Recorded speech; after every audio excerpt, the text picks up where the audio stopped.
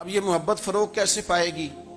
اس کے لیے ایک تو یہ کہ اپنے دل کو تھوڑا سا سمجھائیں. آپ ارادہ کر لیتے ہیں نا، جب ذہن بنا لیتے ہیں کہ میں نے کوئی خدمت کرنی ہے، ذہن بن گیا، تو پھر اس کے لیے 2-3 لاکھ روپے 4 لاکھ روپے لگانے کی ضرورت نہیں ہوتی. پھر بندہ سٹاپ پہ کھڑے ہوئے کسی بابا جی کو پوچھتا ہے کہاں جانا ہے، تو کہتے ہیں میں نے ذرا یہاں قریب ہی جانا ہے، رکشہ تلاش کر رہا ہوں. تو آپ کا ذہن بن گیا نا خدمت کرنے کا. تو موٹر سائیکل بھی بٹھایا تو گھر چھوڑا ہے، واپس آئے تو دل بڑا ٹھنڈا تھا.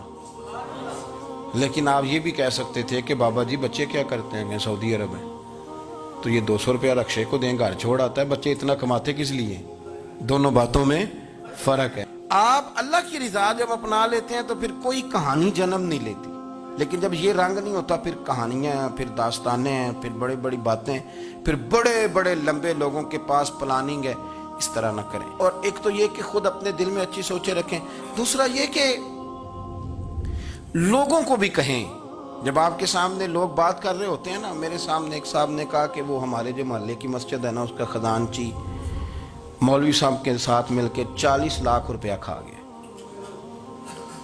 میں نے اسے کہا یار بڑی پکی فگر یاد ہے تجھے، پورے 40 لاکھ ہی کھا گیا اور طے ہے. تو میں نے کہا کوئی اس کی دلیل؟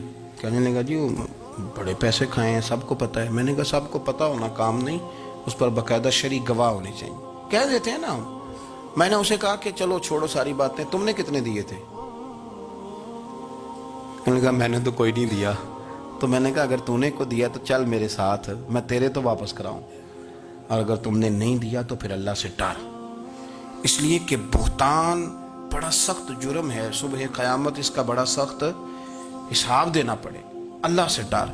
اگر تیرے پاس پروف ہے، یہی حال ہماری اخباریں کرتے ہیں، جس کے اوپر مرضی جو مرضی ڈال دیا، کون سا کسی نے پوچھنا ہے؟ جو مرضی. اور اب سوشل میڈیا جب سے آیا ہے، پھر تو کسی خبر کی کسی تصدیق کی کوئی ضرورت، اور نہ پوچھنے والا پوچھتا ہے کہ یہ خبر کہاں سے آئی. بہت سارے لوگوں کے مرنے کی خبریں چھپ جاتی ہیں اور وہ وضاحت کر رہے ہوتے ہیں نہیں جی میں بالکل موجود ہوں، میں بالکل زندہ ہوں، کوئی ایسا مسئلہ نہیں ہے. تو اس طرح جب کوئی بندہ کر رہا ہو تو پھر آپ کیا کریں؟ پھر اس کو سمجھائیں. میں نے بھی اس دوست سے گزارش کی، میں نے کہا آپ غلط ٹریک پہ چڑھے ہوئے ہیں، یہ طریقہ درست نہیں ہے. اگر آپ کے پاس پروف ثبوت ہے تو پھر بھی مجھے بتانے کی ضرورت نہیں تھی. آپ وہ پروف ثبوت لے جاتے اور خزانچی اور امام صاحب سے ملتے، کہتے یہ 40 لاکھ روپیہ کدھر ہے؟ آپ کے پاس پیسے تھے، وہ مسجد کے ہیں، اس کو آپ لائیں، فلاں جگہ استعمال کیے ہیں کہ نہیں. ان کے پاس جاتے، دائیں بائیں کہانیاں چھیڑنا تو آپ اپنے لیے گناہ اکٹھا کر لیں. نبی پاک صلی اللہ علیہ وسلم کی حدیث سن لیں اور اس کو ہمیشہ یاد رکھنا ہے. آپ حضور نے فرمایا اگر تو نے کسی شخص کی ایسی جگہ توہین کی جہاں اس کی عزت بنی ہوئی تھی، تو نے کسی کو ایسی جگہ رسوا کر دیا جہاں اس کی عزت، کسی نے آپ کے سامنے آ کے کسی آدمی کی تعریف کی تو نہیں تمہیں نہیں پتا، میں بتاتا ہوں. حضور فرمانے لگے اگر تم نے کسی شخص کی ایسی جگہ توہین کی جہاں اس کی عزت بنی ہوئی تھی تو رب بھی تمہیں اس جگہ رسوا کرے گا جہاں تمہاری عزت بنی ہوئی ہو. اللہ کی رضا کے لیے ایک تو خود پیار کریں، دوسرا لوگوں کو بھی سمجھائیں، قائل کریں کہ یار یہ انداز درست نہیں ہے، تجھے تحقیق نہیں پوری بات کی، تو تحقیق کر. دعا کرتا ہوں اللہ میرے ملک کو، میرے وطن کو، امت مسلمہ کو محبت، پیار اور خلوص کی توفیق عطا فرما.